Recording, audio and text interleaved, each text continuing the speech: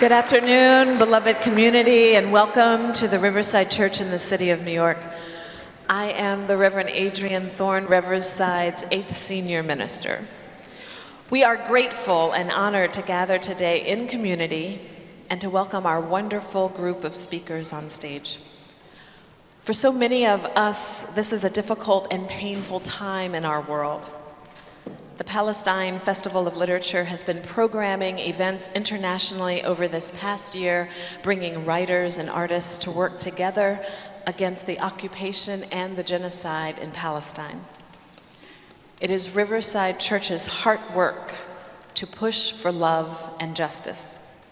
And it is our great privilege to have as our host this evening the highly regarded writer, Ta-Nehisi Coates.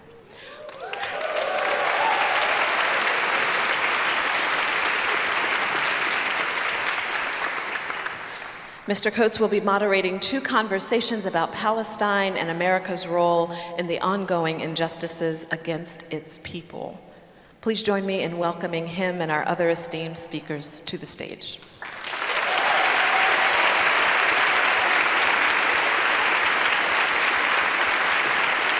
In just a moment. Hi, everyone. Thank you, Rev Thorne. Thank you to Riverside Church for hosting us in this incredible and historic space. My name is Yasmin El-Rifae. I work with the Palestine Festival of Literature. Yeah.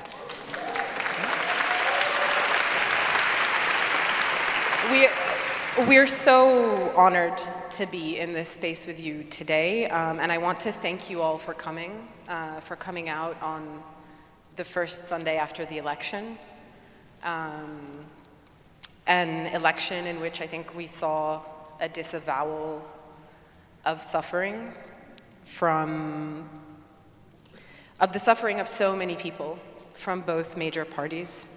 The suffering of people here in America and of the millions of people facing death by American bombs in Gaza, now in Lebanon, and in other parts of the region. Thanks to all of you for coming out here after a year that's been so difficult. Thank you to the rest of our small PalFest team and the many, many friends and volunteers who are helping us out today, those who are in the space with us and those who aren't, to our partners and our advisors in different parts of Palestine and its diaspora, some of whom are watching online. Thank you also to the poets and writers and organizers who have worked with us in the past and who are not watching, who can't watch because there is no internet in Gaza or in the prisons of the occupation. We are still guided by you. We are still trying. Thank you to the staff of this church who are helping us manage everything from the doors to the stage to the sound. Thank you also to our wonderful speakers today, some of whom have been part of our past events, others who are newer collaborators. We're so thankful to you for giving us your time. Many of you now have copies of Ta-Nehisi Coates' new book, The Message. If you don't, there are more in the bookshop. Ta-Nehisi came with us to Palestine in 2023 in the spring, and he's become a great friend of the festival. And it's a real pleasure to introduce him as the host of this afternoon's 2 panel conversations. He is, of course, the author of several books before this one. He's also an educator at Howard University. And teaching is a perspective and a question that runs throughout this latest book. For this first conversation, Ta-Nehisi will be hosting 2 thinkers and scholars whose work is critical in this current moment. Many of us have watched and learned from Noura Erakat's fierce and tireless advocacy for justice in Palestine.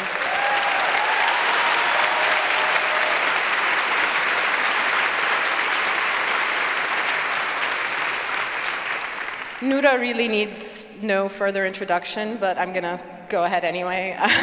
Here we go.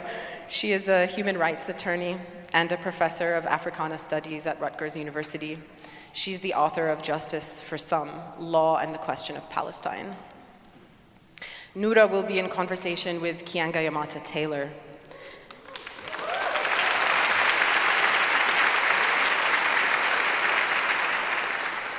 Keeanga is an award-winning scholar of racial inequality and policymaking. She's a professor of African American Studies at Princeton University and a contributing writer to The New Yorker magazine. Several of her books are on sale at the table outside. We first met across the street at our event at Union Theological Seminary last November.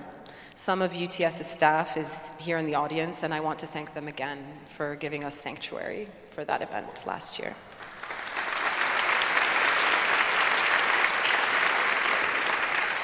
Now please join me in giving a huge welcome to Noura, Keeanga, and Ta-Nehisi.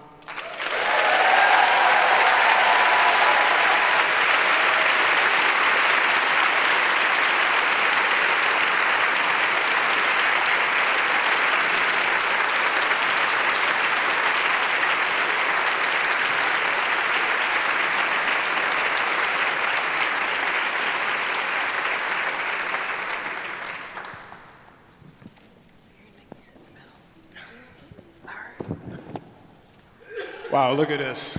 All the way up there. Oh my God. Oof, thank y'all.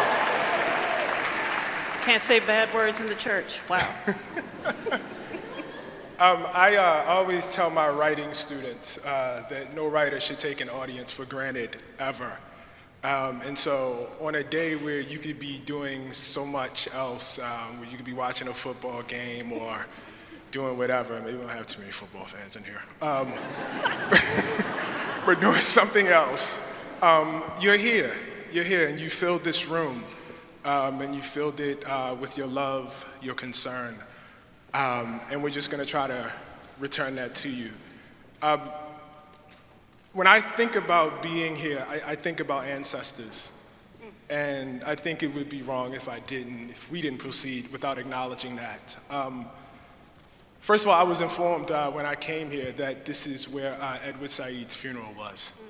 And so it's incredibly appropriate to be here in this moment. The second thing is something that Yasmin and I talked about and have been talking about for a year, even when we did the other event before, was the fact that this was also the place where Martin Luther King stood up against the Vietnam War and was so courageous.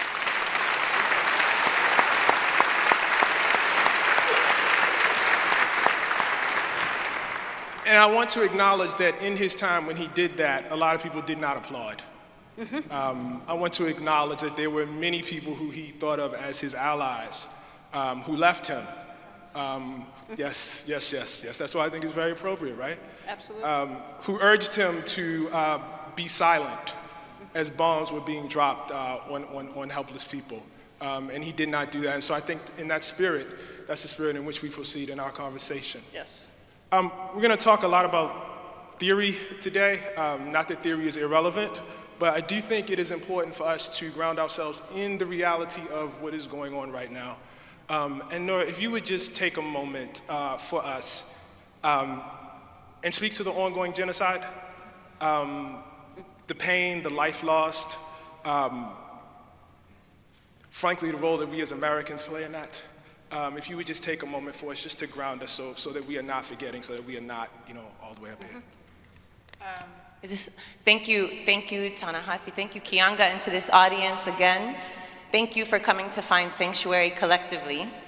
I think that this was a concern that after more than a year of watching slaughter of babies, this is essentially and continues to be a war on children. Yes. In a besieged territory where 50% of the population is children. So even before a bomb is dropped, it is a war on children. That it's really easy to then pivot to the theoretical piece to make sense of it. We want to make sense of it at this stage, and what gets lost is what's happening. And so I appreciated full transparency. Ta-Nehisi asked me to do this just, right before this event. So I thought that the proper way to do it was actually to read testimony from the ground, from a colleague who in Gaza, who is recounting as of 6 a.m. this morning one of his colleagues woke up to 32 members of his family who were killed in Jabalia. And Jabalia is in the north, which is now under an even tighter siege in a campaign of extermination and ethnic cleansing. What he writes upon waking up at 6 a.m. and finding his family slaughtered is that, quote, "I live meters away from them. It is a matter of luck. I wish I died with them. Neither my heart or mind can tolerate this. My uncle, his wife, and 3 sons and grandsons and daughters, all deleted." He also lost his brother earlier in the year, and as we've been paying attention in this moment, which is important to ground, we're on day 400 of genocide, but we're on day 36 of the siege of the north. And the siege of the north is a tightening of the siege that already existed, right? And it's a siege that even predates the beginning of this campaign, this genocidal campaign. It's a siege that's been in place since 2006 at the earliest, thinking about a land siege and a naval blockade. But 1993, if you go back to when Gaza is first circumscribed by barbed wire as a way to prepare for peace. The irony is that the preparation for peace was a program to isolate and separate the Gaza Strip from the rest of the question of Palestine, and to call it the Palestinian statelet, and never to leave the West Bank to negotiation. But it was done in the language of peace, that this doublespeak continues. But now here we are, of this 36 days of this particular campaign, and we got the earliest indication of it on day 6 of this genocide, when there was an order to evacuate the north to below the Wadi Gaza line, right? The line which was the order, if you remember, when 1.1 million Palestinians, that's more than half the population besieged, was ordered to leave the north to below the Wadi Gaza line. But note that that removal was a death sentence. As the World Health Organization called it, a death sentence. How do you remove the immobile? How do you force the sick to travel? And those that did take the risk and travel were targeted on the humanitarian lines that they were given, indicating to us on day 6 that there would be no safe quarter, that this was a campaign of genocide. And it's why Holocaust studies scholar Ross Segal, the very next day, published in Jewish Currents, this is a textbook case of genocide, right? And it's why 812 scholars, third world approaches to international law scholars, when people call me international law, the constant question that I get is, how do you still believe in the law? And I'm like, I'm a 12 scholar. We never believed in it. We've been telling you it is a source and a site of oppression and colonial domination. My book tries to say that. Yes. And tries to demonstrate how, despite this colonial structure, we can use it for emancipatory purposes under which circumstances, right? Use it when it suits us, abandon it when it doesn't, create new law when we can. It is a tool. It is not the word of God. It is not holy. It is subject to change and to change by us. So those 812 scholars who know that said, raising the alarm, this is genocide. This was all within the first week. All within the first week. And now we're hearing something known as the General's Plan. The General's Plan, which is the formula for exterminating the North. That 400,000 people total Palestinians left in the North, 100,000 particularly in the area now marked for ethnic cleansing. The General's Plan is the brainchild of General Giora, what is his first name? Giora Eland, who proposes this plan. Giora Eland was also the architect of the Eland Plan in the early 2000s, which competed with Ariel Sharon's plan for unilateral withdrawal and disengagement, which was the withdrawal of Israeli settlers and the withdrawal of military installations, but the maintenance of occupation of Gaza. That Elan plan in the early 2000s was to ethnically cleanse all of Gaza into the Sinai, right? So what the idea that he's now, and by the way, Meda Masr, so thanks to our partners at Meda Masr, wrote beautifully and thoroughly about the Elan plan. But you have the 1993 circumscription of Gaza in preparation for peace. You have the Elan plan in the year 2000. You have the evacuation order on October 12th, which was called a death sentence. You have the calls that this is genocide since day 7. You have now the general's plan. We have over a year of bearing witness to what my job and other people's job has been to illuminate what can't be seen, what's been obfuscated. They have illuminated it for us. At this point, it is not about us telling you what you have to read between the lines. It's literally about what they don't want to hear, not what is not being revealed. Because they are telling us, they have shown us, it is evident, they are defending it. They call it self-defense. And they call the completion of the Nakba as the right to complete. So it's less obfuscation, right? And now it becomes more about, it's a battle of narrative. Who do you want to listen to? Which is very resonant today as well. So with that, let me just wrap up with 2 thoughts on the toll of this, which is, I hate the numbers because it actually does diminish the loss of every universe in the loss of every life, but 43,000 dead, and the numbers we don't know who are beneath the rubble. The Lancet says 186,000 by mid-June and some 385,000 by the end of the year. We know that this is a matter of scholasticide, domicide, right? 17 of the 36 hospitals are still partially functioning. If this were truly a war, then why debilitate the hospitals where people's lives who are innocent can be saved, unless you don't believe anybody is innocent? And so similarly to that, what we've also found out is that 77% of the dead couldn't have been combatants because of their status as women and children, which also includes how many men, right, are marked as if they could be killed. But also 88% of them have been killed in their homes. And that wasn't a mistake either, because they told us that too with the AI-generated lavender plan and the Where's Daddy AI. We've been saying that. And on the political side, we know that they're not trying to rescue the hostages or decimate Hamas or turn the public against them. We know that they have assassinated those who were supposed to negotiate with them. They've assassinated Yahya Sinwar. They've assassinated Ismail Haniyeh.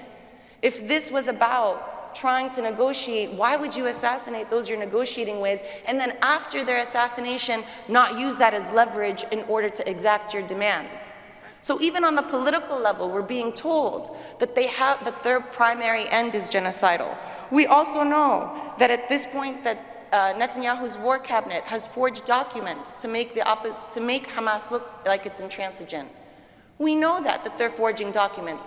We also know that the Secretary of State of the United States lied under oath that Israel wasn't preventing the access to humanitarian aid when he received a 17-page memo from USAID that detailed exactly how Israel was prohibiting aid, which immediately is a violation of the Foreign Assistance Act, Section 620I, and I only mention that because, right, F the law, right? But I only mention that because this is US law that conditions the provision of US military support for a warring state on the access of US humanitarian aid into the war zone. So even US law here doesn't matter. And so the only thing that we've been told before us is that this campaign is gruesome, it will become more gruesome, that politics and the way that you know will not bring about a result, and they're basically, wanting us to accept this as a fait accompli, and obviously by the presence of everyone here, we absolutely will not. We absolutely will not.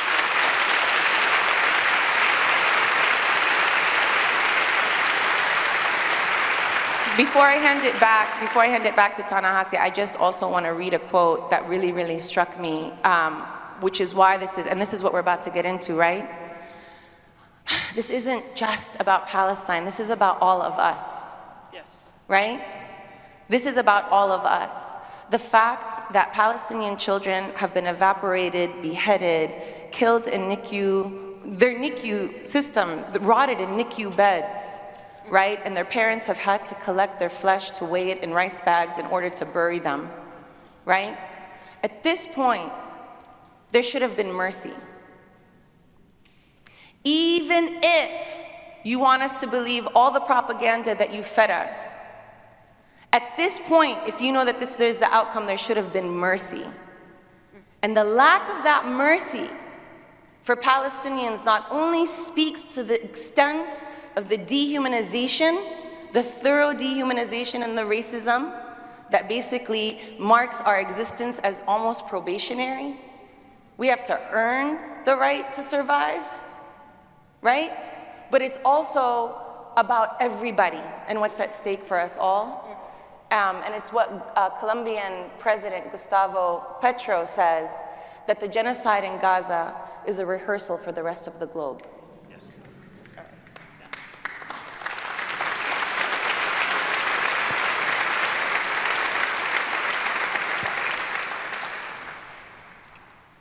You know, Noura, you talked about how this is being done in plain sight, that this isn't a matter of vagueness or a lack of clarity. One of the things I think is that in order to do it to a group of people, though, you do have to make them vague, and you have to make them less than human, and you have to make them invisible and not seen.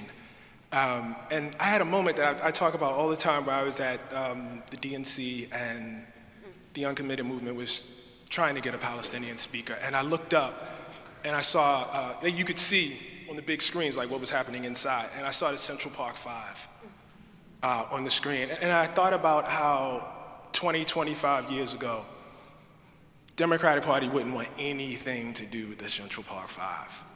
And I thought about how they were being welcomed inside, and so many people who had been actually held out by the Democratic Party were being welcomed inside. And yet there were a group of people who were held outside. And I think that has importance, and Keeanga, I know you've written about this a little bit. I was actually gonna quote your own words, but I'm gonna hesitate from doing that. I'm gonna get you the mic as soon as I can.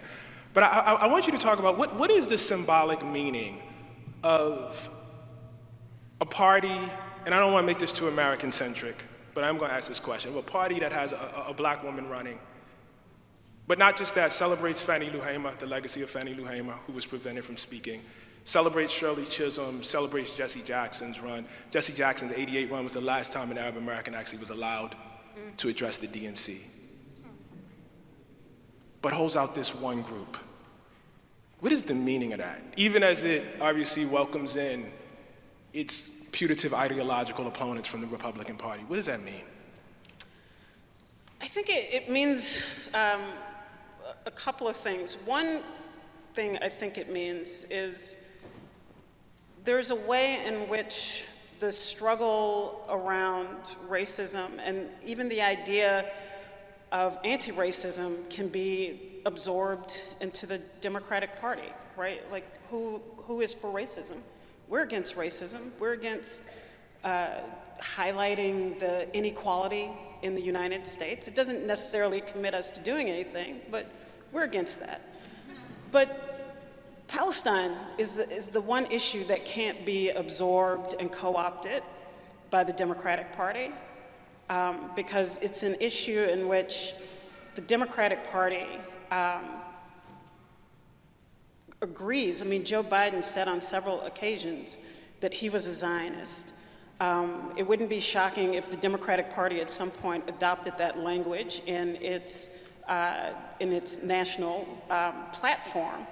That it believes that the Democratic Party is Zionist.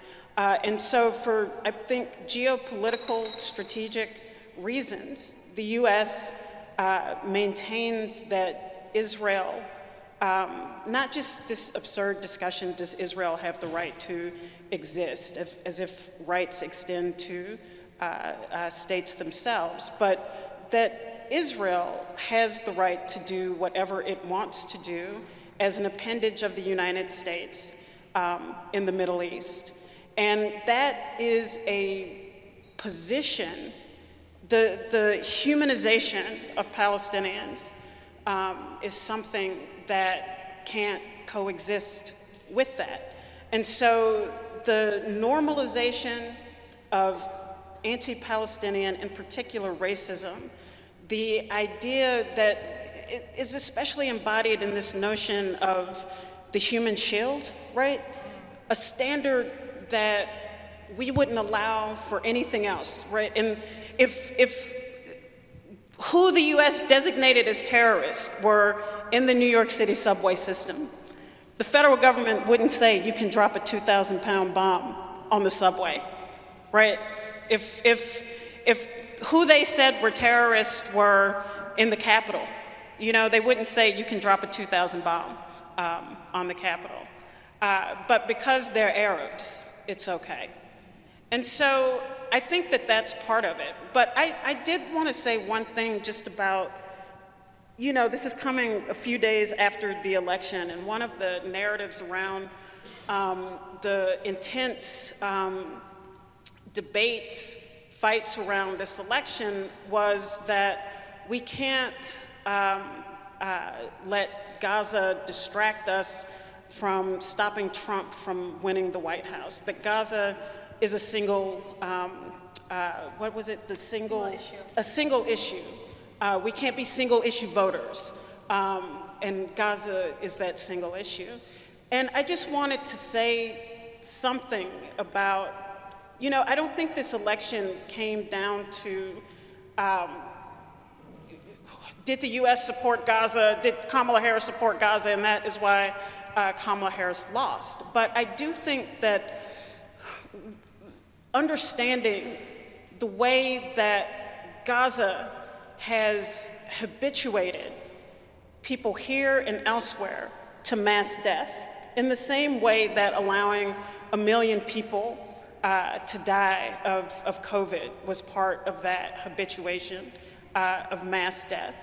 Understanding the way that Gaza was used to help normalize racism and the idea that some lives are worth more than others, that some lives are completely dispensable, disposable, and irrelevant, really.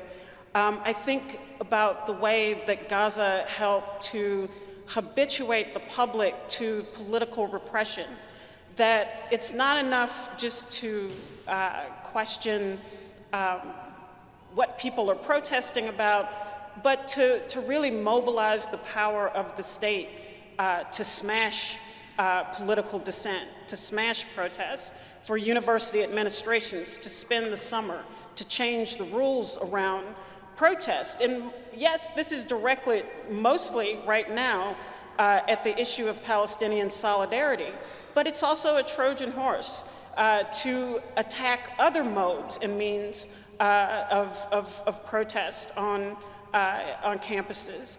And so I think that the way that people have tried to isolate Gaza as this thing over here, don't let it distract us from the important things of this election, really missed how we can actually view a lot of our own reality through what has happened with Gaza. And I think that the failure of the Democratic Party to come to grips with that, while they are financing and arming the genocide in Gaza and the siege, the ongoing siege in the West Bank, really created a pall around the candidacy in the first place. Kamala Harris lost more than 10 million votes from 2020 to 2024. And that's, to me, it's all part of the mix. It's all, if you're willing to sit by and stand by and justify the carnage, the destruction that is happening in the Middle East in the name of this country, it has a pall on your entire political project that there's absolutely no way to get away from. And the chickens have come home to roost on that.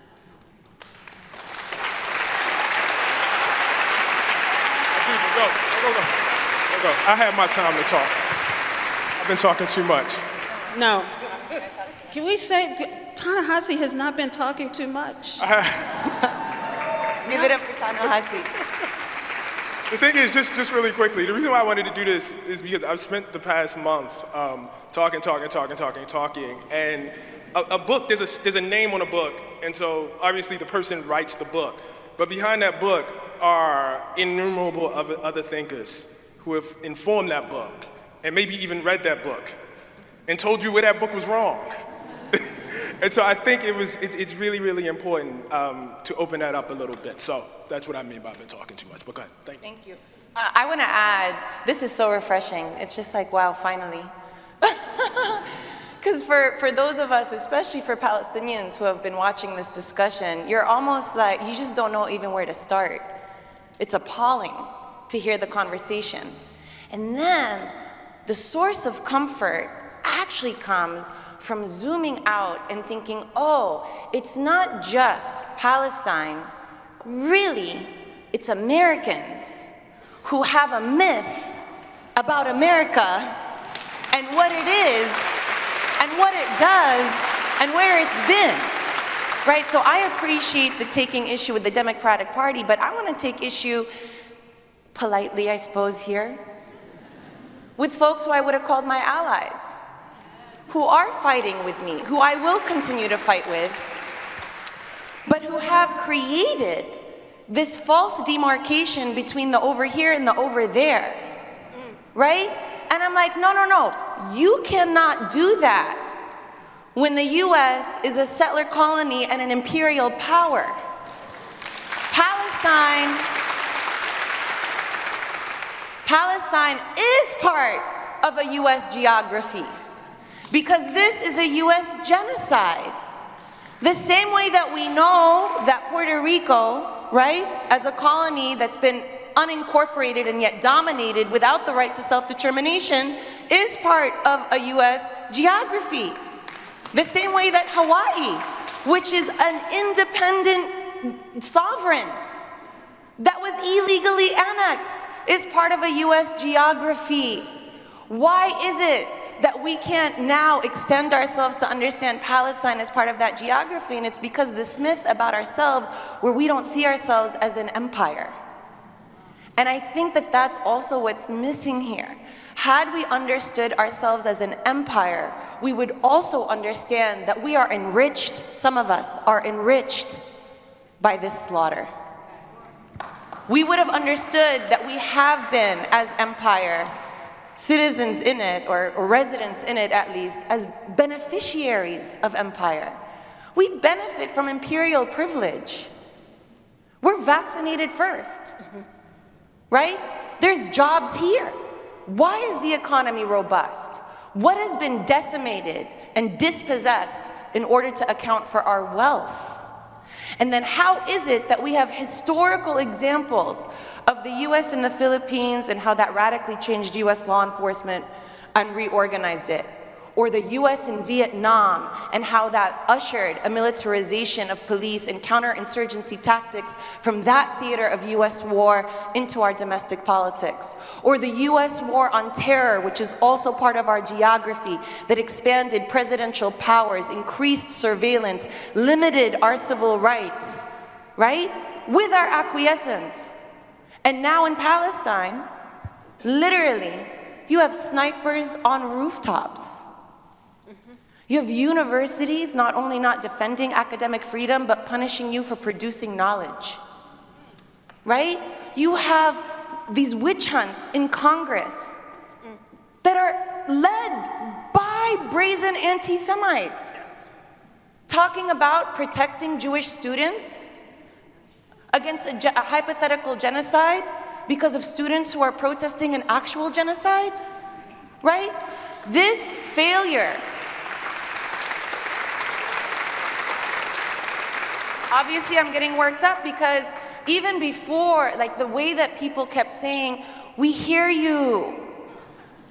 But we're worried about what's happening over here. And I'm like, how come what's happening over here isn't registering for you? How is the mobilization and police brutality not part of an abolitionist framework? How come the shooting of Palestinians wearing kafiyas and speaking Arabic that paralyzes Hisham Awartami is not terrifying to you as vigilante terrorism in this country? Or the stabbing to death of Walid al-Fayoumi, a 6-year-old boy. How come that's not over here? And there is no way to combat Islamophobia, anti-Palestinian racism, this type of deep racism here that doesn't combat US empire abroad. And I'm certainly not the first. But this is part of the point though, right? That there can't, because on the one hand, the privileges of the empire have become so inaccessible to most people. It's not that they don't exist, they do exist, but the number of people who have access to them are shrinking. And this is part of the problem as well. The Democratic Party telling us that, no, the economy's okay, it's really good. Just, we gotta get our message straight. And meanwhile, you have historic highs of homelessness. You have a rising number of people in this country who are hungry. You have just appalling inequality. The cost of housing today is 20% higher than it was 4 years ago. And there are any number of statistics that you can talk about that we use to measure the quality of life in this country that are pointing downward for most people. But of course, there is a disconnect between what this government does abroad and how it impacts people. And it's not just that our government, we give the Department of Defense nearly $1 trillion a year. The US gives the state of Israel, especially over this last year, tens of billions of dollars to carry out this genocide. It provides tens of billions of dollars a year to corrupt regimes throughout the world to prop up its position, to give itself access to those countries and to the regions of the world. And it does not have a boomerang effect in terms of improving the quality of life for people in this country.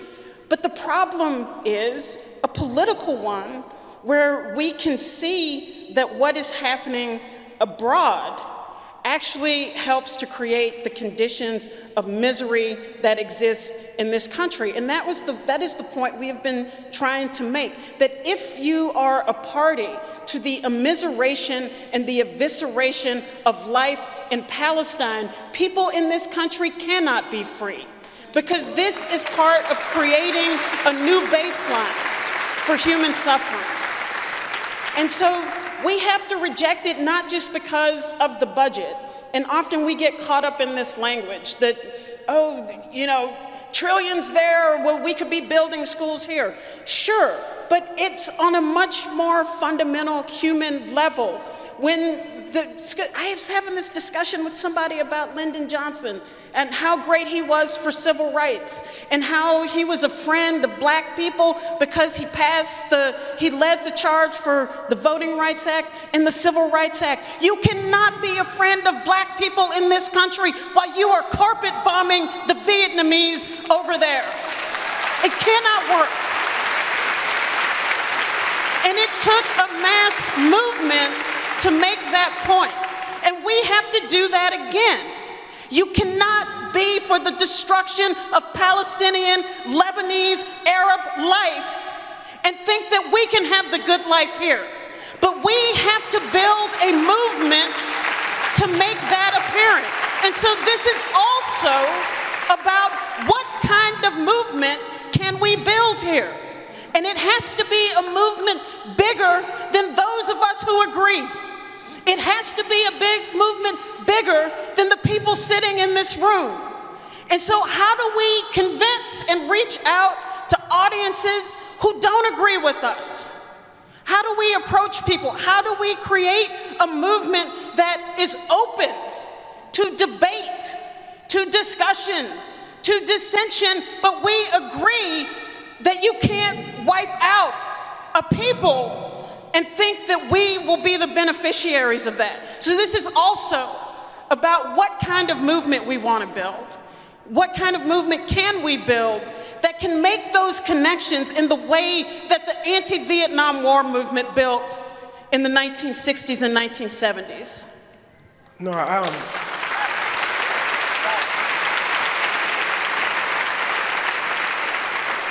I want to be a nerd here and just ask, because I think it's very important to get this as detailed as possible.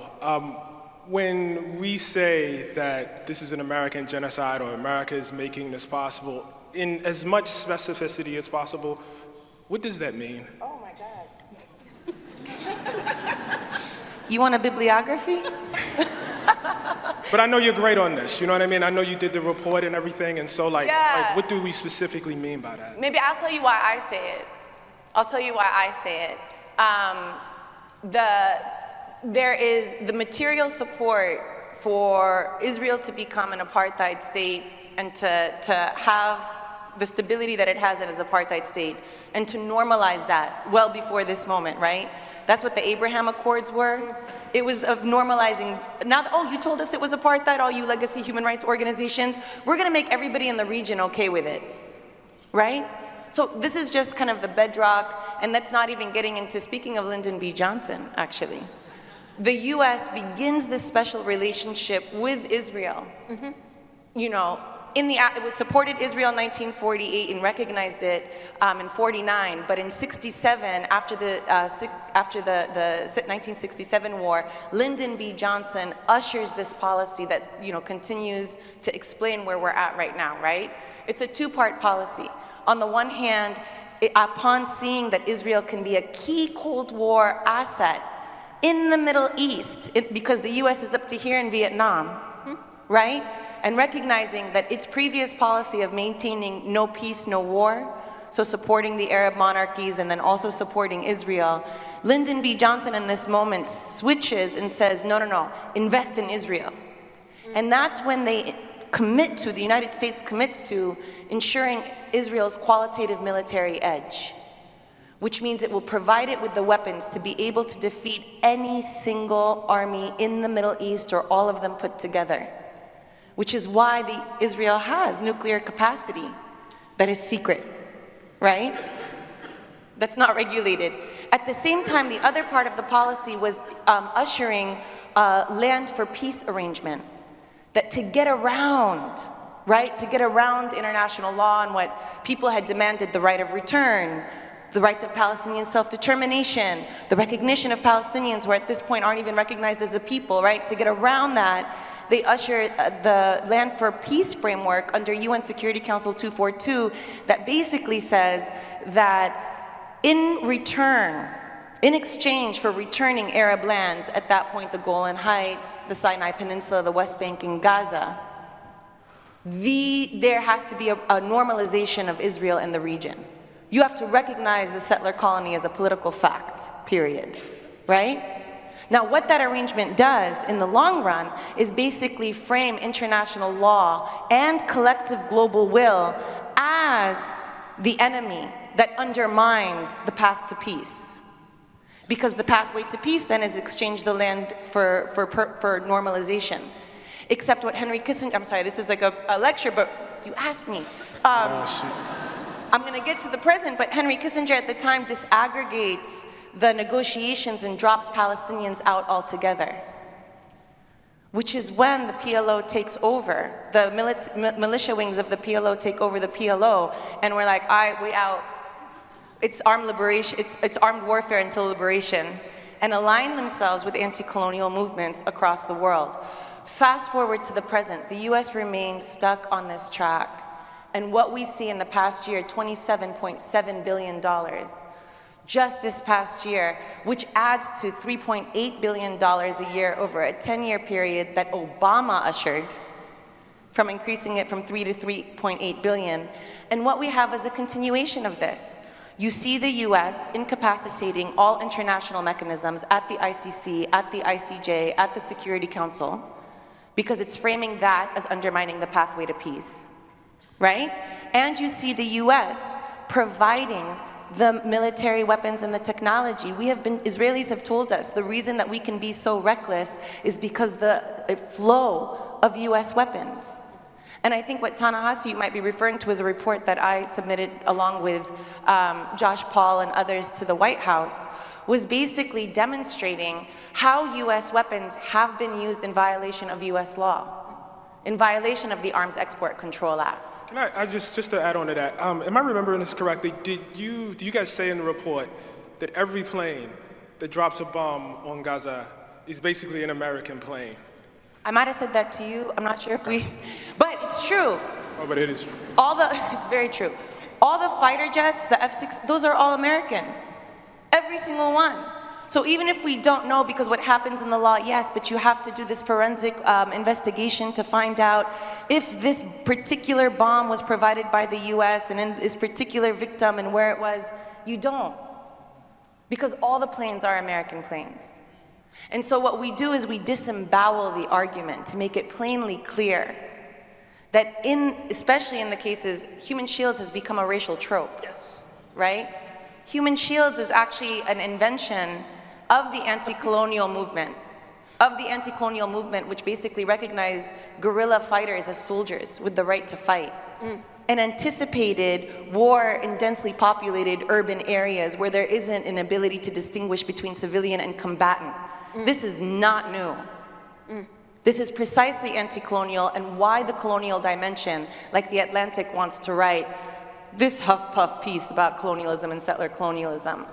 I think Isabella can tell us the title. Part to this was also the US's willingness to attack anyone who has attempted to attack Israel in response to what Israel is doing to the Palestinians. So Houthis over the summer launched attacks at Israel that weren't actually going to be effective, but the US still took that as an initiative to go bomb Yemen. So it's not only what the US allows through its military support, through its financial support, but the US itself is willing to step in to quash any kind of military resistance to Israel from anyone else. So it's like ensuring the annihilation, right? It is absolutely. Well, they're directly part of the annihilation. Right. The flow of weapons, the refusal to abide by law, the lying under oath. Right? The refusal even to, 4 out of the 7 State Department bureaus that actually looked at the report that we submitted refused to accept Israel's assurances. And yet the State Department comes out and says, we've accepted the assurances, right? We've seen a complete undermining of this, even, what the Democrats have promised us, like rule of law. No, they haven't. What rule of law? They're protesting this idea that Trump represents the end of scientific truth. You all have censored the media and manufactured consent. You've been participating in that, right? And so again, just to bring home, I guess, the last point that we were talking about, this idea that I think it's really short-sighted, and writers like, I think Alberto Toscano has written about this. You can't really critique fascism if you're not really ready to engage with imperialism. And the US... No, that's good. And I'm probably being urged to move on to our next panel. But I do want to, I think something that has been said here that has really stuck with me is effectively the attempt to balance democracy on the backs of other people, which is oddly and tragically enough something that Black people are very familiar with, even if sometimes our leadership acts as if it is not. We know to the extent that Abraham Lincoln made his statement that he would reunite the country without freeing a single slave if he could. We know that the settlement in 1876 to end Reconstruction and how we were left to the mercy of the Klan so that everybody else could have democracy. We know Lyndon B. Johnson, who is celebrated, hero of the Democratic Party. We know how the great middle class in America was built by cutting us out. I understand that it is very, very difficult sometimes to make political choices, but I think we need to remain conscious of the fact that we know a little bit about this, and conscious of the fact that, or conscious of the price, as I think you laid out, Keeanga, of engaging in that kind of math, and telling people we'll get to you later, when in fact we know later is never. Right.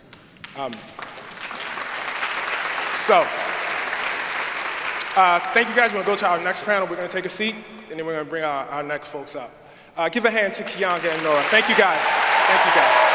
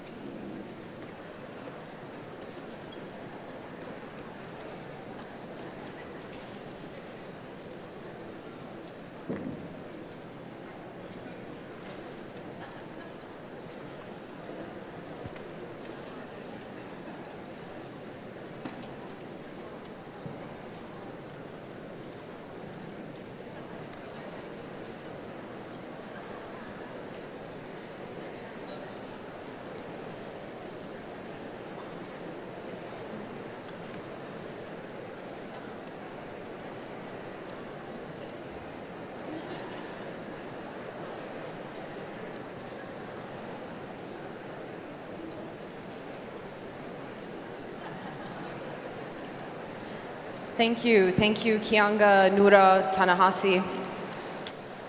It's really a great privilege and pleasure for me to introduce our second group of speakers. So some of you who've been going to events about Palestine and the region here in New York recently will be familiar with Farah Barqawi.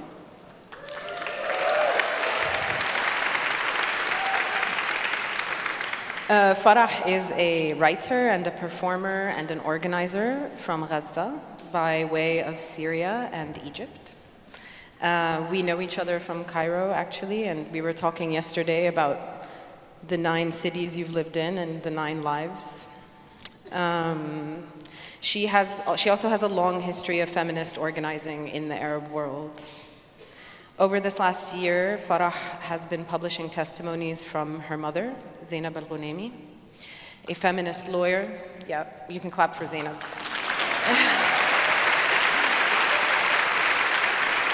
She's a feminist lawyer and researcher in Gaza.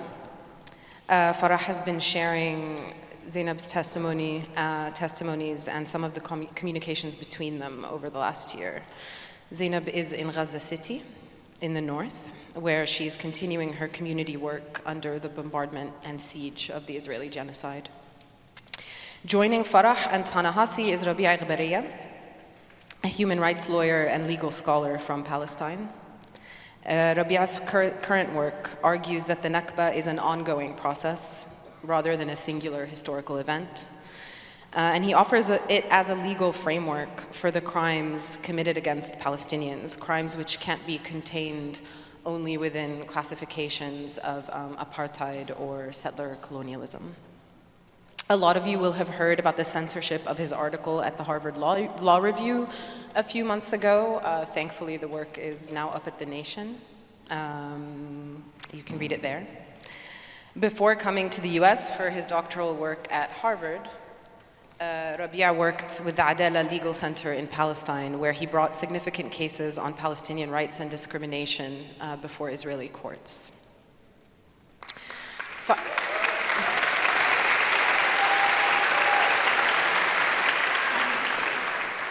finally, it's really my enormous pleasure to welcome two incredible artists and educators to join Farah, Rabea, and Ta-Nehisi. Ta-Nehisi Coates is an artist, a filmmaker, and a professor at MIT's Art, Culture, and Technology Department. Farah Barqawi is an architect and curator who worked for a long time with Erakat, which is one of the region's most important heritage and conservation organizations, working on architectural restoration projects across Palestine. Together, these two founded and now run Saqya, a space of art, agriculture, commoning, and education in the village of Ain Qinya in the West Bank. It's on a hilltop, and you have to take a hike, thankfully a short hike, to get there. And when you arrive, you're greeted by 2,000-year-old trees, the work that artists have done in that space with wood and stone and metal. If you're lucky, you're greeted by goats and shepherds, and the continuation of forms of life and knowledge in a very special and very spiritual place. One that is threatened and hounded by the violence of Israeli settlers and the state and military machinery that is behind them, threatened like all of Palestine, like every piece of land, every project, every social network and idea from Gaza to the Galilee. We are so incredibly lucky to have each of you from different parts of Palestine, from different practices, coming together today to be with us and to talk with us.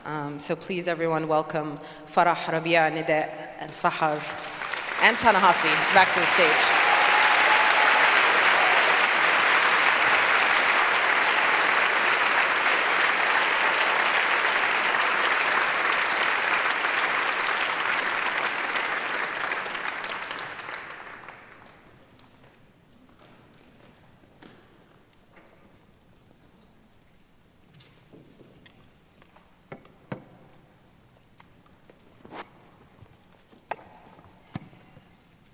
I said earlier, and I just can't put a finer point on this, that there is a name on a book and then there's everything that is behind the book.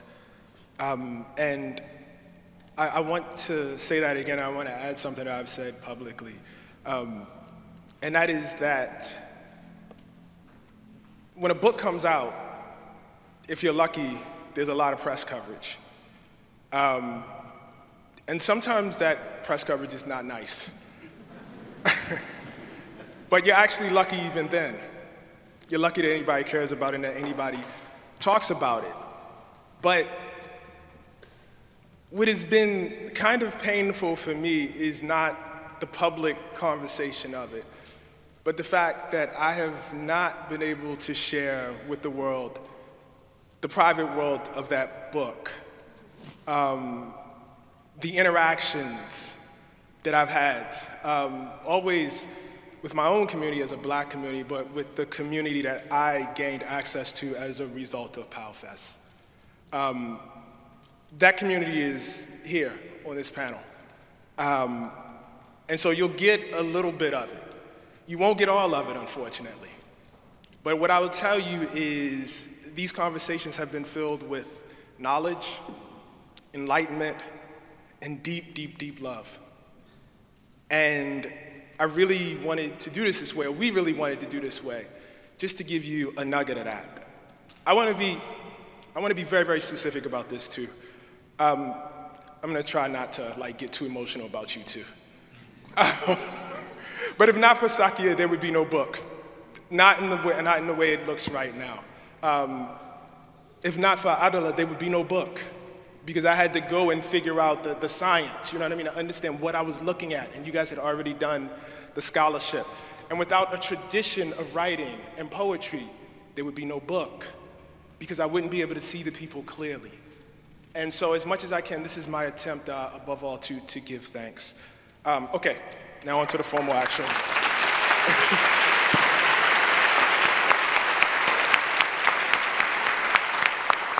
So, I love physical books, right?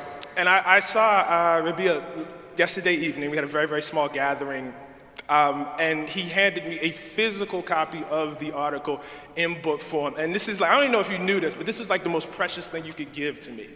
You know what I mean? Because I just feel like there's a different experience in actually reading it than, you know what I mean, pulling it down online. And there's something that you say very, very early that obviously runs through the entire article, and that is that central to this notion of Nakba as legal theory, as a particular crime, is this idea of fragmentation. And I want to talk about, obviously, we want to talk about fragmentation in Palestine, but I will tell you one of the things that it struck me about it was how wherever the West goes, they fragment people. That is always, you know, part of it. Not that there isn't a specificity in Palestine, but we as black people were made into a race, and the working class was fragmented here on these shores after we had been fragmented, obviously, from the place of our birth. And so that just struck me, and I wondered if you could take a second just to talk about that in Palestine, how that works specifically. We obviously have people representing different geographical areas, and how that fits into the pattern of oppression and repression and how it makes it possible. If you could just set that for us. Sure. That's a lot, sorry. Hi everyone, thank you for coming, and thank you Ta-Nehisi for this question. I think you're right. I think that fragmentation as a tool of domination is omnipresent in imperial contexts. I think what becomes unique, or not unique, maybe more salient in Palestine, is the sophistication and the methods by which this fragmentation is carried out. It is, you know, we tend to talk about divide and conquer. I think Palestine is a case of conquer and divide. It's a case of divide and conquer reversed, where this regime of fragmentation is not only a territorial fragmentation, but has also developed into a sophisticated system of legal fragmentation. So today, you know, we talk about Palestinians as a people. We as a people, I mean, in fact, on this panel, each of us has a different legal status. And broadly speaking, today, after 76 years of Nakba, the Palestinian people have been stratified and classified into broadly 5 major different legal categories that are hierarchical, tiered, subclasses, fragments, call them whatever you want, that are codified by law that create a structure of domination. You know, we have Palestinian citizens of Israel. We have Palestinian residents of Jerusalem, a unique status reserved for Jerusalemites. We have Palestinian residents of the West Bank, Palestinian residents of Gaza, and refugees. So these are the 5 major legal categories, right? And it's crucial to understand that between these categories, there is no upward legal mobility. You cannot upgrade your status. If you're born in Gaza and you have a Gaza ID, you don't simply become a West Bank ID by choice, or Jerusalem ID. In fact, there is only downward legal mobility. You can lose your Jerusalem ID, for example, so-called permanent residency that is actually revocable, if you move, for example, behind the wall to the West Bank. And so I think that going back to your question, surely fragmentation as a technology or as an idea is a mechanism at play in different contexts. You know, in South Africa as well, the differentiation or the racial codification of the different groups. But I think what makes Palestine, or the ways that fragmentation plays out in Palestine are actually particularly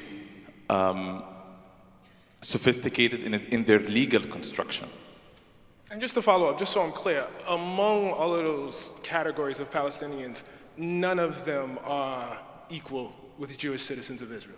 Oh, 100%. I mean, that would be the 6th category, right? Jewish Israelis who enjoy a singular and superior legal status compared to any Palestinian between the river and the sea, regardless of territorial divisions. Yeah, I'm harping on that because the thing you always get is, well, we have, you know, Palestinian citizens, so, and they're equal. And one of the things that became clear was, of course, that was not true. Would you take a second? I said this thing before about making sure that we stay on the ground, even as the theoretical frames us. And your mother is in Gaza City. And I saw a piece of poetry by you about that, in relation to that. Would you read that for us, please? Sure. Am I embarrassing you too much? No. I was going to read it for you, but I knew I wouldn't be as good as you. I'm glad you asked me to read it. So just so that I give credit to, this was written in Arabic, and it was translated by my friend and colleague Sarah Al-Kamel. It's called New Habits, and it was written a year ago, actually, when we started realizing that this is not ending soon, and that, yeah. My mother, as you've heard, writes diaries, so this is grappling with that and other things. My mother was not the only one to pick up new habits as a massacre unfolded in Gaza, her beloved city, over the past month. I too was forced to acclimate to new activities in my distant exile in New York City. First, daily acrobatic leaps between time zones, separated by 7 long hours. Sleep is restless, and waking hours are tinged with sleep. I exist in limbo. Nothing but her survival and the survival of those sheltering with her will allow me to escape. No light can enter this void until the sun rises where she is. Only then can I fasten my eyes briefly before waking back up to be with her. Second, disarray and destruction. In other words, a clear lack of demarcation between where I eat and where I sleep, between my outside and inside clothes, and a deliberate carelessness towards the state of my room, my closet, my kitchen, and my backpack. The destruction I witness across the screen, and which continues to assault my mind and heart, has prompted a newfound apathy towards any and all appointments, plans, and details. Third, a new morning routine. The massacre has reinstated a school-like system where my mother is the teacher and I am the only student. I await her daily dispatches so I can edit and publish them. I get this homework done quickly, afraid any tardiness would disappoint the teacher. When I complete the task, I eagerly await a gold star on my forehead, or God bless you, or bravo onwards, inscribed in my notebook. But on days like today, when there is no contact or communication, no writing, no editing, no homework, no gold stars, I am overcome with the nagging feeling that I must have forgotten to do my homework. If only my mother could cover for me, keep the teacher from knocking off any marks. To console myself, I remind myself that it is the weekend and that the teacher is my mother. Once she returns to the classroom, there is no doubt that she will assign me more homework, which I will break my neck to deliver by the deadline.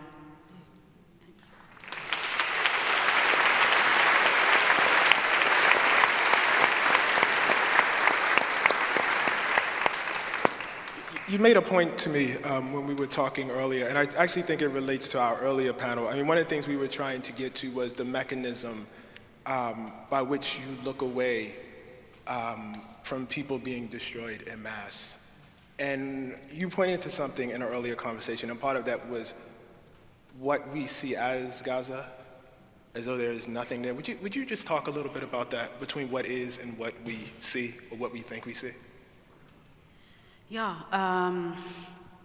so basically the other day I was trying to play pickleball in my neighborhood, and I met a person who asked me about how did I make it to the US and how did I make it to a US university at all, and she was really surprised to know that we even had universities back home. And this led me to thinking deeper about how Gaza is what people are seeing from Gaza, because it hasn't been on the news or on the minds of people.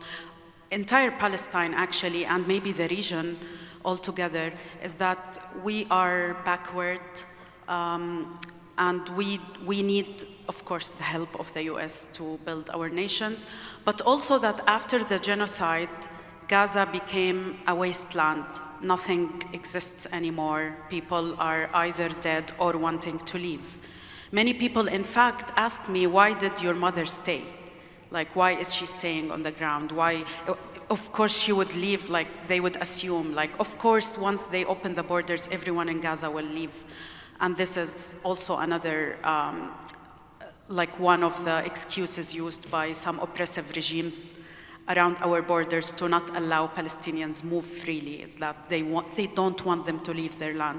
But actually, many people are still there. They survive every day, including my mother, and they don't want to leave. They actually don't want to leave. And they are rebuilding every single day. And every single day, the bombardment and the assaults are actually destructing what maybe they just rebuilt yesterday. But they wake up the next day and rebuild again, and rebuild again. And Gaza today, despite everything, has people working on a daily basis to help others. Some actually internet cafe opened to help those who are freelancing with companies abroad to keep going and to keep working. My cousin in the south rides on a cart that is dragged by a donkey every single day to teach her students. She was an IT and a programming professor at one of the universities, and she takes a space in one of the spaces to teach her students. So I wanted to point that out to people who are either thinking they want to support those victims that are dead to escape, only to escape, or they think that nothing is left there to help in or to support, or they are remarkably surprised that anyone is trying to work. I think any one of us, if we were in their place, and the American people are not in their place, but today a lot of Americans are living a failure or feelings of failure, and I don't think anyone will wake up the next day dropping the fight. So what about people who still have pulse, who just, as Noura mentioned earlier, just really escaped a bombing? Would they choose to die in their life? They would choose to live and to work and to build and to rebuild. So it's very important to keep that in mind and to help Palestinians inside, but also help Palestinians outside who are trying to help Palestinians inside stay and rebuild and publish their voices and amplify their calls. Yeah.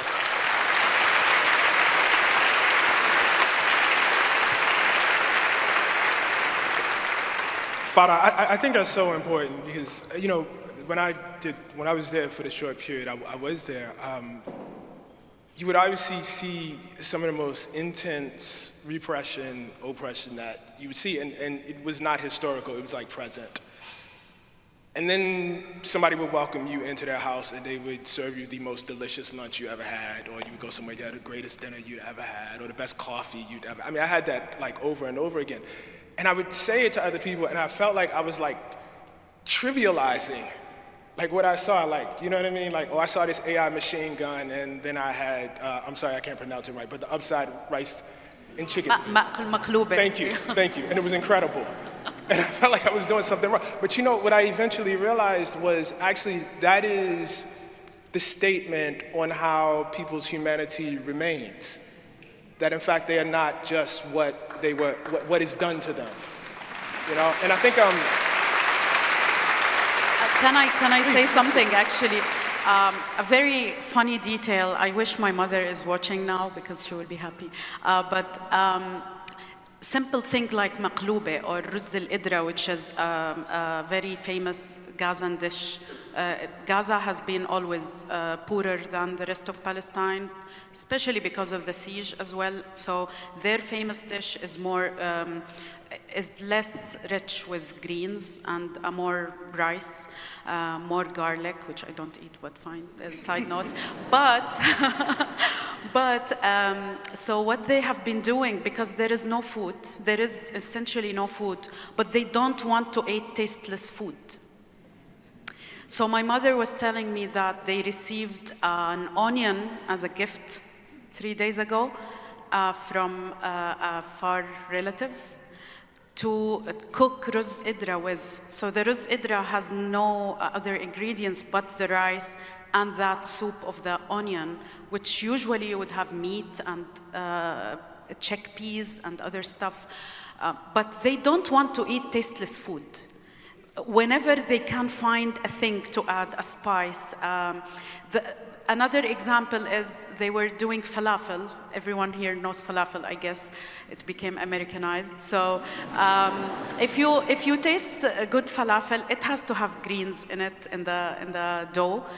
And also there are completely no greens. So they had secured 2 little radishes with their green leaves coming out of them. And my mom had an idea, let's use the radish leaves to make the falafel dough. And it was like a feast. It was a feast just to add the radish leaves to the falafel dough. And she's like, it was a real falafel. We eat a real falafel. So it comes to that. They want to taste life as they live it, basically. So I was on day 5 with PalFest when we came to Sakia, and spiritually I was like done. And so we take this hike. I have no idea what I'm going to see. And I end up in this place, which I swear to me deprives, although Yasmin did a great job. I've never seen anything like it. And I always tell my students, don't say you don't have words for it. You know, that's your job, but I don't have words for it. So I guess the first thing I want to ask, Nida, will you describe what Sakia is and how you guys came to do it? I'll try. Okay.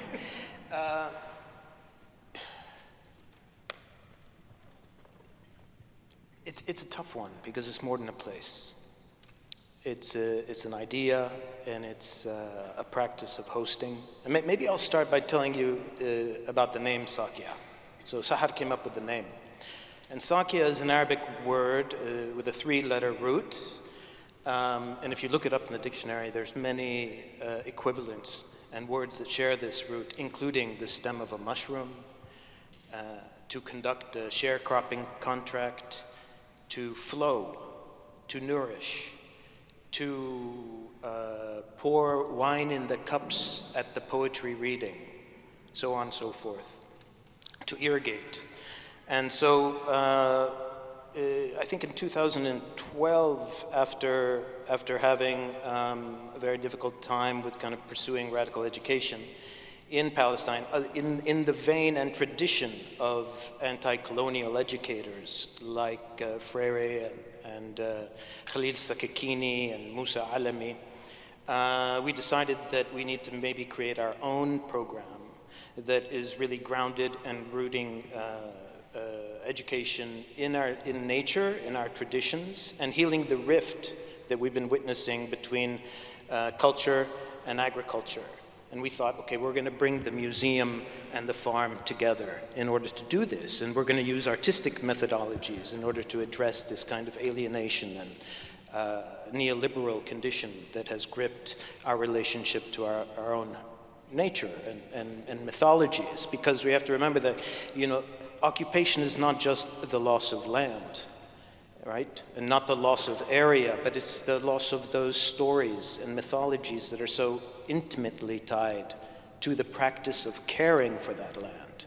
And as we lose that land, we lose those imaginaries, and so it's so beautiful to hear everybody here being able to talk about historical context and resistance and radishes and food and law all in the same breath. And thank you so much for your book that does the same, and it hosts in that sense. So when we traveled all over Palestine trying to find a place to establish this kind of radical pedagogical platform, and then Sahar and I would take walks, and Sahar said, well, we have to go see this one area, which is in Area C, so it's under total Israeli occupation. So another form of the fragmentation that we've been hearing about earlier.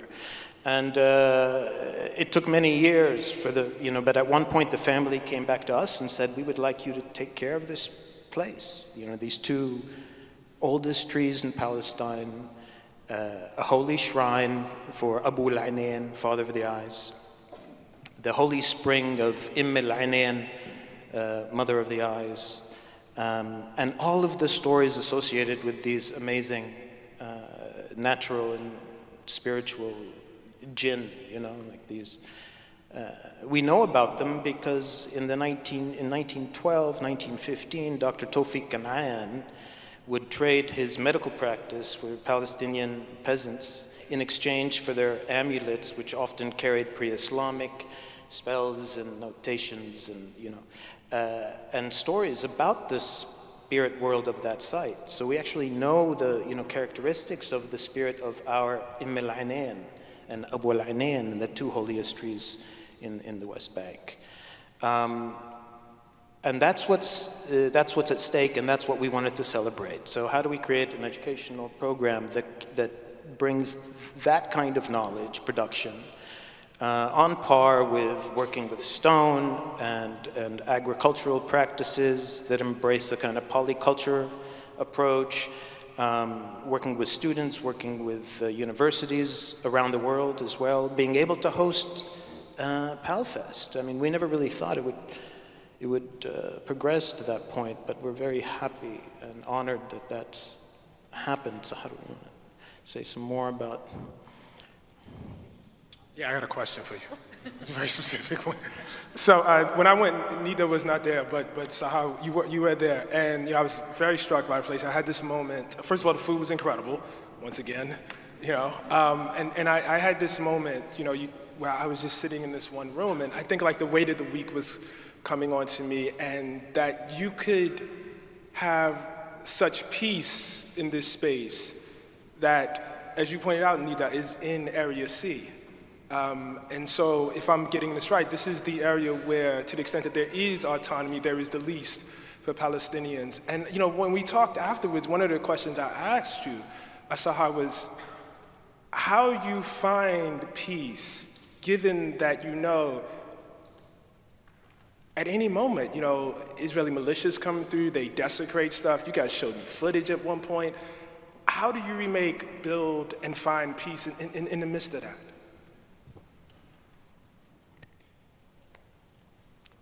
Thank you. It's a tough one, but I think we're all built to do it. I think everybody would do that. We find ourselves in Palestine, and that becomes part of who we are and how we live. And Farah's mom's is one example. And it is, of course, different everywhere, and that's part of the stratification and division between Palestinians. Everybody has a different reality. Everybody has to fight a different set of laws, or to exist on a land with a different set of rules and laws and policies. And you have to navigate a system you don't understand and you don't know even the language of. And most of the time, you're illegal. You have to find other ways to exist, other ways to navigate, because you have the story, right? You have the connection. You have your ancestors that have been there, and you feel it somehow, right? Like, I feel like I don't have to speak so much about Sakya when I'm at Sakya. That Sakya speaks about itself. That a collective memory that is shared in the place is reflected with everybody who comes there, who is part of that place. So it's not just about the people of Ain Kenya or people at Sakia, or it's also our guests. I feel like that place also carries the recipe for the social infrastructure that would allow us all to come together. And that, I think, is the most important part of being able to survive and continue this relationship to land, of course, and the relationship to each other. I think that being able to create and save and continue to have community against all odds of erasing Palestinian memory and way of life and culture and food and stories and songs, to be able to preserve that, to be able to carry that with us. I think that's really, really powerful, and that's something that holds people together. And I think that's why we decided that we want to work there, and we want to have that space where we learn from being together, where we learn from growing our own food, from connecting to this tree, to the holy man, to the holy woman, right? And so I feel like that's why we all stay. I mean, our artists sometimes, they come to us after we get attacked, and they come to check on their artworks and us and everything. And they come and see their artworks completely destroyed. And they stand there for a minute. I think sometimes it's really hurtful. Sometimes you work months, weeks, days, even hours, like you produce something you really love, and it comes also together through a lot of collective work and gathering and hosting, and you find your work disseminated, and then they think about it, and we start talking about it, and we start collecting the pieces, and we start cleaning, and we have to eat because we're hungry, you know, like we're tired of cleaning, so we start making food, we eat, and we start thinking about other artworks or the same artworks or using the pieces for another artwork. We have to do that, and we continue to do that. It happens organically, and it happens because we want to do it.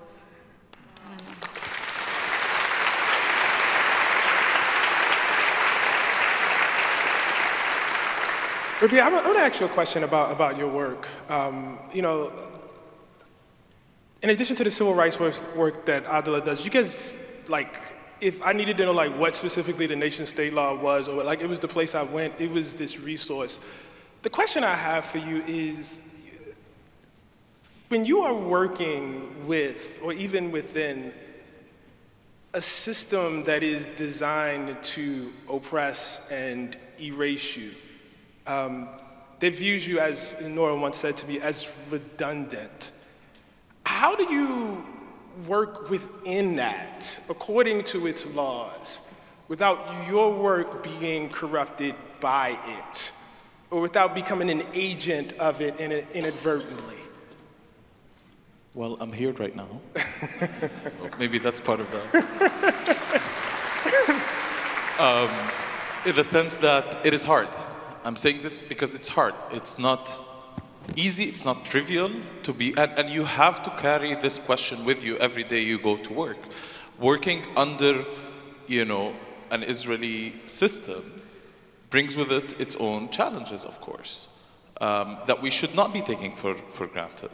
And I think it's part of this conversation about, you know, daily forms of resistance, right? Now, it is a question, is lawyering under severe fundamental injustice is legitimation or resistance? That is a question that I think generations of lawyers from, you know, this country to South Africa to Palestine and other contexts had to deal with, and had to ask themselves, where do we draw the line, and to what benefit we're doing the work we're doing. Now, you know, we can open it up and think about justifications for why to do these kind of lawyering, starting from the fact of, for example, you know, the people that reach out to you for advice, right? Or ask you to do something. And that's something may well be losing in court by the end of the day. We know that the Israeli courts are not the beacon of justice. They sometimes pretend to be. But sometimes by our role as lawyers is in one way to just be there with the people as they go through the hardest times. And whether it's a case of dispossession, whether it's and whether it's other cases, right? But it is not trivial. And another justification I'd like to think to myself is sometimes that by engaging with these kind of cases, we are documenting something. We're creating information. We're creating knowledge and interpreting it and disseminating this knowledge, right? Which form part of a broader legal regime. And if we're mentioning this kind of question, I would like to mention, because sometimes we're distracted by the amount of violence, by the genocide in Gaza, from seeing what is happening sometimes in the background under the pretext of the current moment, right? So if we're talking about Palestinian citizens in Israel right now, many times the most discussed thing is usually the repression of speech, the suppression of speech, the fact that people cannot really speak, that there's dozens and hundreds of arrests and imprisonment cases for social media posts, etc., right? But just last week, under the pretext of counterterrorism, the Knesset, the Israeli government, passed a law that lowers the threshold of criminal liability to enable imprisonment of kids, of children as young as 12 years old for life sentences. And this is not making, this is apparently not newsworthy. Just last week, the Knesset approved another draconian law that enables deporting Palestinian families of individuals that Israel decided to classify as terrorists. And this is, pertaining to Palestinian citizens and residents, talking about the structure of fragmentation, right? And this is happening in the background, obviously, of the genocide on Gaza. Sorry, when you say citizens, can you give us the geography of where that would be, for instance?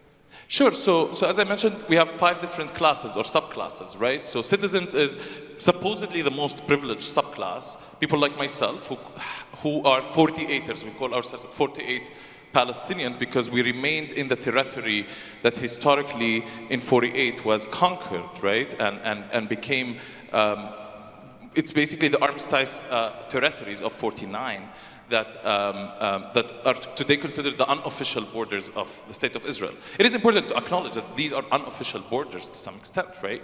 Because these issues that the Nakba produced, and I want to go back to that, have never been fully resolved. They're in fact been superseded. They've been put aside by the occupation of 67, right? And so the frameworks we discussed today kind of suppress this buried history, the root cause really of the problem, which is the Nakba, right? So minority, back at the time, we're talking about 150,000 Palestinians who remained in their land, either internally displaced or otherwise, managed to remain, and became citizens of the Israeli state in the wake of 49.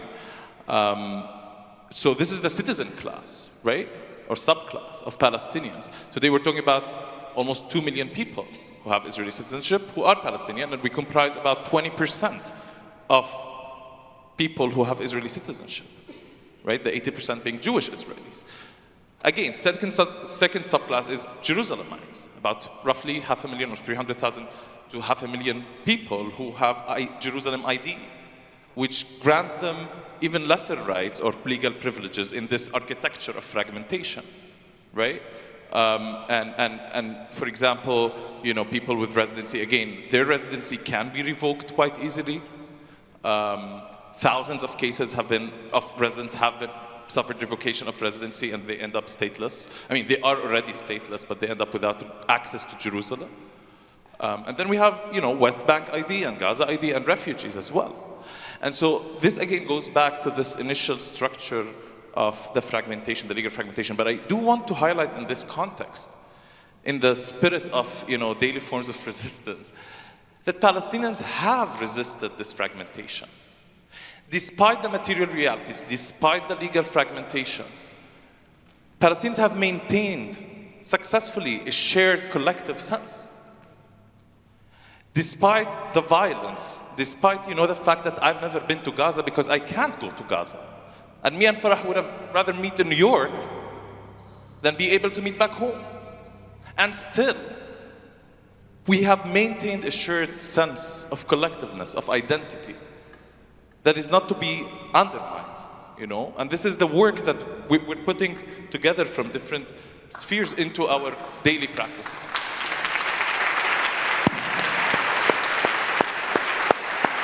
Did you say, we were having this pre-conversation, did you say the fact that you guys can actually meet here is not a thing that could happen over there? Am I correct? Yep. Yeah. Farah, you said something that I've been thinking about quite a bit, and you kind of actually alluded to this in your earlier comments, and that is that you encounter people who, quote unquote, want to help in Gaza, and then there's a question there that follows that. And I think that speaks to something about how we, even in our minds, fragment classes of humanity. And some people are worthy of interrogation and some people are not. Will you just speak a little bit about that, please? Yeah, thank you for bringing this up again. I have been working for the past year to collect funds, of course, and to help back home. So exactly, these questions have been popping up more and more, or questionnaires, as you would describe them, rightly so. So it's, if you imagine, I don't know how to put this into words, but this idea about helping Palestinians and donating to Palestinians and assisting someone coming here and all of that, usually is accompanied, despite all the empathy and love, great love, which I'm very grateful for, of our allies, and I believe the ones here are of this group, is usually, yes, I feel accompanied by this kind of interrogatory curiosity maybe, but that comes off in a very hurtful way, and hurtful for the movement and hurtful for Palestinians, in a way that they just learned about Gaza yesterday, some of the people, but they are still doubting Palestinians' ability to judge their own conditions and to allocate their resources and to manage the fundings that are received and the aid, and deciding for them what aid to send and what not to send and what they need and what they don't need. And this has been both on an institutional level, like my mother has a center, a feminist center that helps women undergoing domestic violence and now occupation violence. So even on an institution level, from even feminist funds, some of the funds and some of the funders have been following the international equation about interrogating institutions on how these funds will be spent, and doubting that everyone is also in deepening the thought that everyone who lives in Gaza is a terrorist and has to be interrogated. And this kind of brings up a work that remains to be done in the hearts of people who want to support us. They also interrogate about the banking, the sending, receiving. How do you guarantee that my $20 that I Venmo'd you the day before yesterday will arrive to the right people? And only trusting American tools also. They want a GoFundMe link to trust that they will donate their money to the right place, despite that it's gonna take money from the people who are collecting the funds, rather than giving directly to Palestinians, because they think that GoFundMe will guarantee them security of their finances, or maybe they don't want to be falling into trouble here in the US. So they can't take the trouble of transferring $20 to a person while they can Venmo every night in New York City 30, 40, 50 bucks for a dinner shared. So this thought has been really in my mind, and I wanted to share it with folks who I love several times, that trust Palestinians. These people have been these people everywhere have been building their lives since before 48, since thousands of years. They are educated, they are very well educated indeed. They are great farmers, great workers, great feminists, great mothers and parents and fathers and sons and daughters and everything. And great writers and great lawyers and great everything, saqiyatists, I don't know what to call you anymore, great community builders and organizers and educators. And like everyone else, we are not less than anyone. And if you want to help, the beginning of your help is to believe we are equal.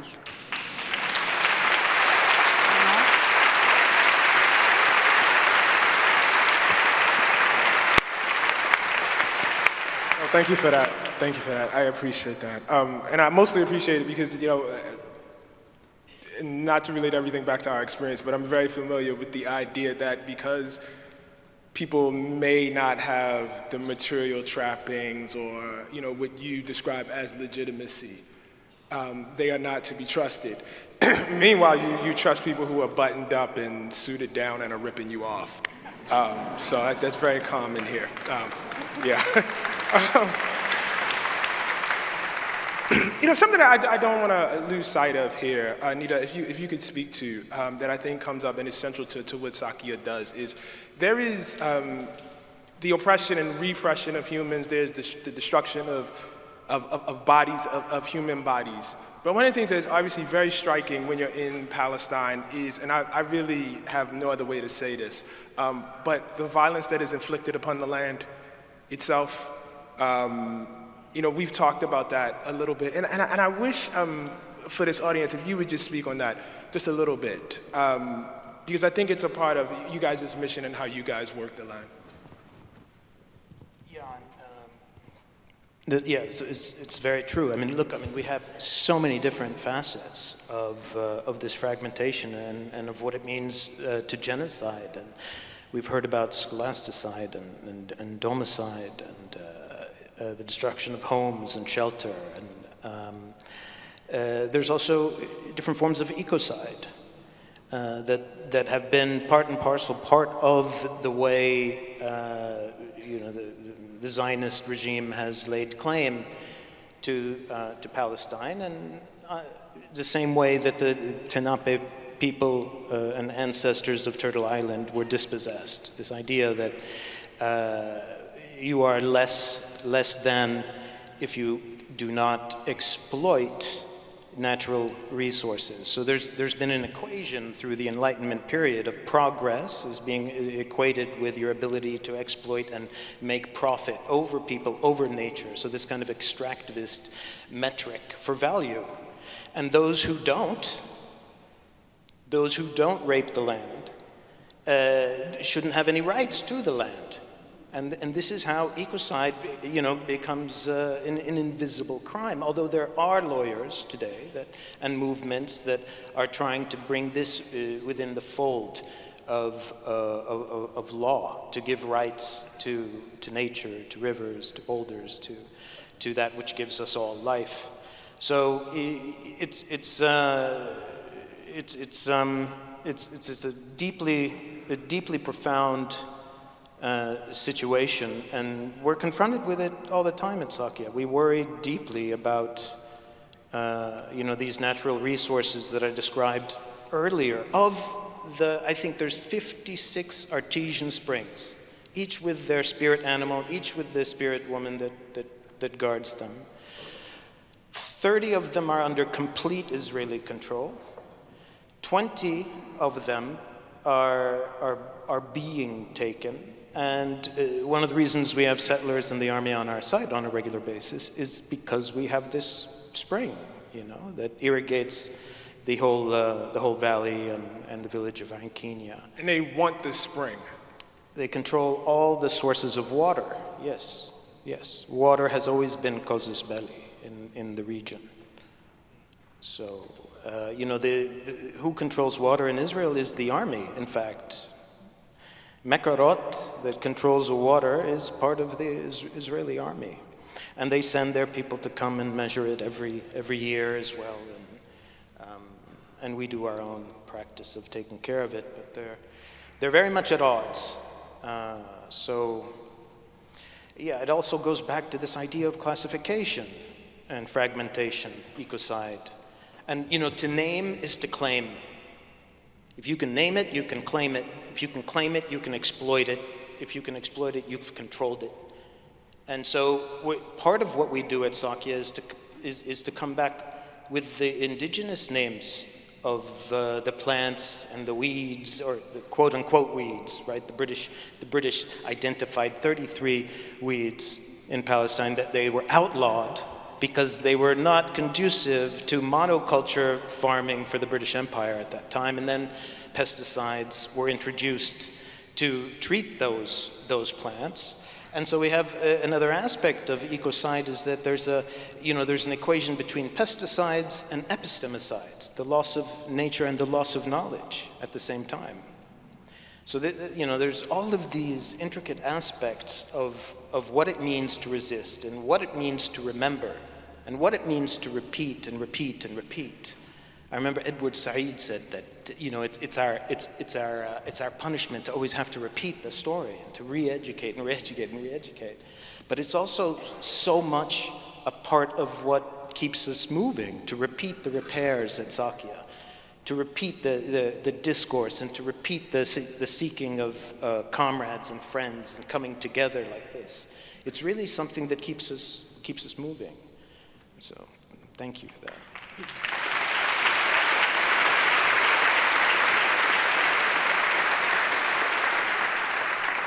Sahar, you mentioned, and I've been thinking about this since you just said it, and I think it goes to something that you probably are tired of me asking about, but I actually think it gets to something, deep about our struggles.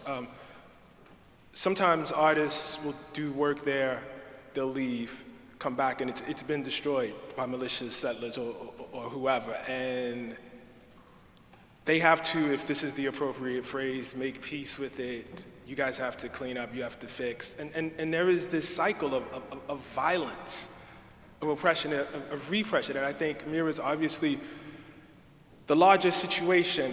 My question is, you can't, and I'm just gonna be blunt,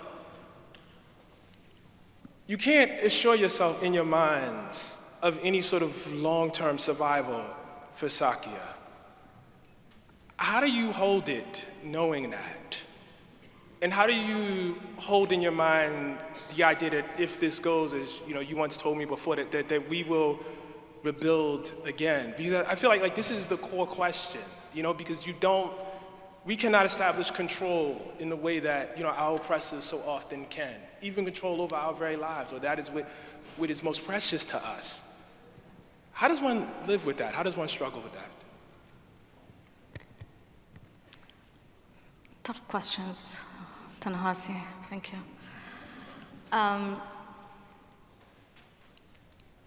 How do we live with that? I think that, of course, we don't know what will happen. Sakya is just a very small example of being on a land, caring for it, building something, and not knowing if tomorrow you will have it or not, if you will have access, if you will go up the hill and it will be taken over by settlers, if you will be there and you will be physically attacked and maybe killed even. This is a knowledge we don't have, but at the same time, this is why we thought we want to bring art and agricultural practices, so artistic methodologies. And through that, we're revisiting, renaming, retelling the story of the land, right? And by that, we're going back thousands of years ago. We're telling the story of a land that existed long before us. The trees have been there for thousands of years. We have a tree that's 2,500 years old. and it has a name. The same with other trees and other water springs. And so when you go back that long and you have a connection to that history, it really does something to your imagination. And I think that also a lot of the attacks on the Palestinians and trying to erase our memory is also a way to stop us from imagining a future where we will be free. And I think that's a huge part of what is being done to us. It's what is being done every day on the physical level, but also what is done for the future imagination of what we could be. And so I think that connection to that history is also a connection to a really great imagination, where you have to imagine that you will be there. You will still be there in the future, in 1,000 years, in 2,000 years, and the tree will be there. I will not be there, but our grandchildren will be there. And so I think, despite, again, like all the odds, people in Gaza are having children. They care for their children. They love them. They celebrate them. They celebrate their birthdays today under genocide. And that will continue as long as we're alive. We will continue to do that. I don't have a much better answer, but I think that it's really like that dream that keeps going. And also it is a dream that we have together, right? Like it's something also we share. And with that sharing, it really, it's really different. I don't dream we're not dreaming of a personal dream, that it is upon you to know if you're gonna reach it or not. It is a collective dream, and it really matters how we treat each other, how we work together to get there or not. And so, as long as we have each other, we will have that dream. And something else that Sahar said.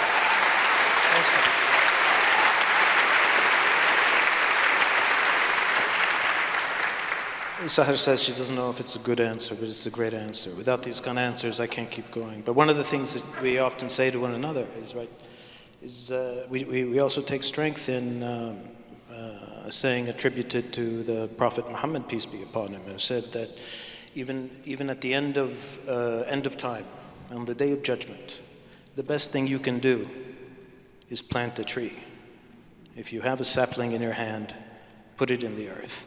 And this is what we do. This is the only way we keep going. Well, it's special,